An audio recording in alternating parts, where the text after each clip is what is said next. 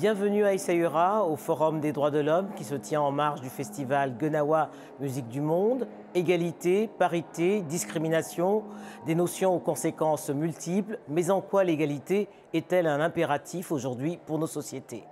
L'égalité, en fait, est un impératif parce qu'elle touche, disons concrètement, l'inégalité, en fait, touche concrètement la vie et impacte la vie quotidienne des milliers de femmes, des millions de femmes, pratiquement de toutes les femmes marocaines, que ce soit dans le domaine politique, économique, en termes de droits civils, en termes d'accès à l'éducation, à la santé, dans tous les domaines. Donc c'est un impératif parce que, par exemple, pour le Maroc, on voit que le classement international du Maroc en matière de développement humain est absolument impacté par les retards et les écarts qui sont enregistrés en matière d'éducation des femmes, d'accès des femmes à la santé reproductive, à l'activité économique, de revenus, etc. Donc c'est à cause de ça, c'est à cause donc de la situation des femmes et de l'accès, de l'inégalité dans l'accès à ces droits qui sont pourtant reconnus, disons, par la Constitution et par tout le cadre juridique national, que le Maroc a énormément de difficultés à sortir, disons, des problèmes le rythme de croissance. La croissance n'est pas suffisante pour générer des emplois, l'analphabétisme, etc., etc. Donc, c'est pas un impératif uniquement éthique. Il est éthique, bien sûr, parce que c'est inacceptable. L'inégalité n'est pas acceptable. Mais aussi, c'est un impératif, disons, de développement économique et social et de cohésion sociale et de stabilité politique du pays. Moi, je crois que c'est un impératif parce que aujourd'hui, il faut passer d'une étape, il faut passer à une étape supplémentaire. Jusqu'à présent, on a beaucoup de lois, de textes qui affirment l'égalité.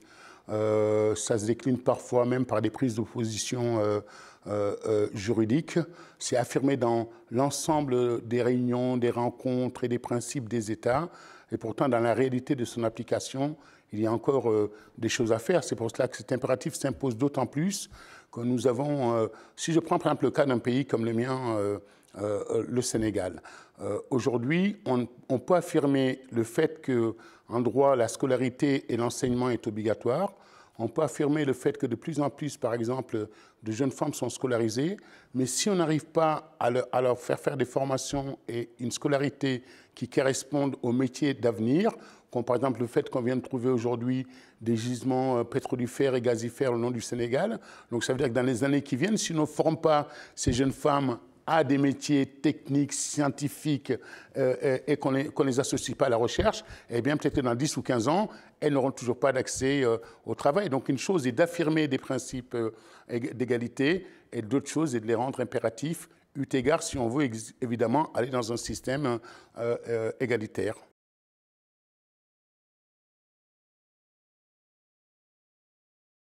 On a tendance souvent à évoquer juste les inégalités qui existent dans les lois. Elles sont nombreuses encore au Maroc et dans d'autres pays de la région. Mais le problème, c'est qu'on peut absolument envisager une loi qui soit égalitaire ou neutre, mais en fait, parce qu'on n'a pas étudié les effets de cette loi sur les hommes et sur les femmes. Et donc, on se retrouve dans des situations d'inégalité réelle, enfin effective, ce qu'on appelle la discrimination indirecte. Par exemple, si vous regardez par exemple la situation économique des femmes, les femmes ne travaillent pas, on a un taux d'activité parmi les plus faibles, on a pratiquement 24% des femmes qui travaillent, qui sont actives. Et donc, si on veut, par exemple, tout à l'heure, dans la salle, il y avait un débat sur la contribution des femmes à l'entretien des enfants revenus. Mais en réalité, si la loi dit qu'il y a une égalité entre la femme et l'homme en termes, disons, de responsabilité familiale vis-à-vis des enfants, c'est problématique parce que ces femmes-là ne travaillent pas. Elles n'ont pas de revenus.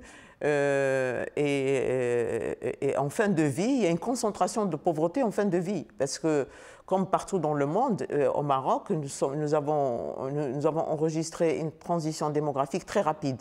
Donc, on est dans un processus de vieillissement de la population sans que le pays soit riche.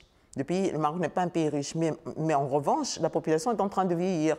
Donc, nous assistons à quelque chose qui est absolument effrayant pour l'avenir. C'est que si la situation des femmes reste telle qu'elle est actuellement, elles sont analphabètes, elles ne travaillent pas, etc., il y aura de plus en plus une concentration de la pauvreté des femmes âgées en fin de vie, d'autant plus qu'elles vivent beaucoup plus longtemps, comme partout dans le monde, que les hommes, et finissent veuves, elles restent longtemps veuves, alors que les hommes meurent mariés. Et donc ils sont accompagnés, etc., etc. Donc on a des phénomènes qui impactent tout à fait et différemment, beaucoup plus que dans d'autres pays, étant donné les problèmes de développement, impactent beaucoup plus donc, les femmes, et les femmes les plus vulnérables, les plus pauvres, bien sûr, celles qui ne sont pas éduquées.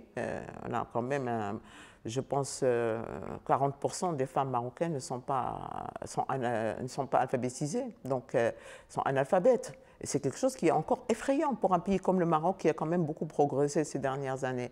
Donc, étant donné cette situation-là, donc le faible taux d'activité, l'éducation, etc., etc., même si les lois sont égalitaires, elles peuvent impacter négativement les femmes parce qu'elles ne vivent pas les mêmes conditions que les hommes. C'est pour ça que les risques de discrimination indirecte sont patents et sont très importants. Je pense que la meilleure façon de mettre un terme est d'avoir une volonté politique. Et la première des volontés politiques, c'est d'abord d'être courageux et c'est aussi de réussir à faire la démonstration que dans toute une série de domaines, soit on est dans le domaine de l'absurde, lorsque, par exemple, aujourd'hui, le monde a énormément changé, on le voit bien dans tout le Maghreb, sur les droits de succession aujourd'hui, on n'est plus dans la situation où c'est un homme seul qui devait prendre en charge l'ensemble de la totalité de la famille, de ses sœurs, de ses grands-mères, de ses parents. On peut avoir aujourd'hui des jeunes femmes, par exemple, actives, qui sont dans le monde du travail et qui sont tout à fait en capacité de prendre aussi en charge leurs parents parce qu'elles travaillent. Donc, à partir de ce moment-là, il est tout à fait normal que dans les questions de succession, on leur accorde une place qui est la leur parce que c'est lié aussi à quelque chose de plus actuel, de plus moderne et de plus vrai. Mais de la même façon, je dirais aussi que ces questions aujourd'hui, globalement, s'imposent pour sortir de certaines situations de blocage. Nous savons aujourd'hui que dans toute une série de métiers, notamment si je prends la question, par exemple, de l'exercice du pouvoir, on voit bien, par exemple, aujourd'hui que dans un pays comme le Rwanda, non seulement il a fallu qu'il y ait une volonté politique pour qu'à un moment, à Kigali, on dise on va donner la place aux femmes, mais on voit que finalement, la population elle-même a fini par s'accommoder et porter encore plus de femmes à l'Assemblée, parce qu'aujourd'hui, il est classé comme 5e pays le plus paritaire du monde par rapport à la représentation parlementaire, tout simplement parce que les femmes qui ne sont pas là, le fait qu'elles n'aient pas tout le temps exercé le pouvoir, qu'elles ne soient pas dans des codes régis par des hommes, qu'elles ne soient pas dans des réseaux que masculins, fait qu'elles ont une proximité et un rapport au pouvoir qui est complètement différent. Et d'un seul coup, ce rapport au pouvoir, aussi parce que ce sont des femmes, va s'intéresser beaucoup plus au quotidien des gens, les enfants et leur scolarité, les jeunes femmes et leur émancipation dans la société, comment on fait manger sa famille, comment on aide des personnes qui sont dans des zones agraires, comment est-ce qu'on s'intéresse à des questions pratiques comme l'accès à la nourriture, à l'eau, qui sont des questions qui, précisément parce que souvent, lorsqu'elles émanent des femmes, prennent une dimension qui sont liées au fait que c'est elles qui ont toujours à gérer l'environnement quotidien, familial. Et donc, quand elles se retrouvent dans des représentations parlementaires, elles sont moins dans des batailles de pouvoir et beaucoup plus sur des questions quotidiennes de comment est-ce qu'on change la vie des gens. Donc, j'ai envie de dire qu'on voit bien qu'à travers toutes ces questions-là aujourd'hui, que non seulement il y a un impératif, mais il faut le faire par nécessité, aussi pour faire avancer nos sociétés globalement et régler nos problèmes de fond.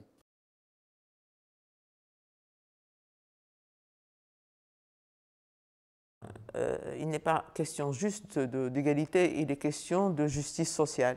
Et c'est une justice sociale qui doit à la fois interroger la situation des hommes et des femmes d'une part, et au sein de catégories hommes et catégories femmes d'autre part. Donc, nous sommes dans une situation d'ambivalence parce que dès qu'on parle d'égalité, de non-discrimination, on va nous dire oui, l'Occident, oui, l'universalisme, oui, alors qu'il s'agit de vie des femmes. Des femmes. Lorsque comme moi je fais beaucoup de terrain, quand vous allez sur le terrain des femmes rurales pauvres, la première chose qu'elles demandent, qu'elles disent, je regrette de ne pas avoir étudié. Parce que si j'avais fait des études, si j'avais été à l'école, je me serais débrouillée beaucoup mieux que je ne le fais maintenant. J'aurais compris au moins où est-ce qu'il faut aller, demander les papiers, s'enregistrer, avoir mes droits.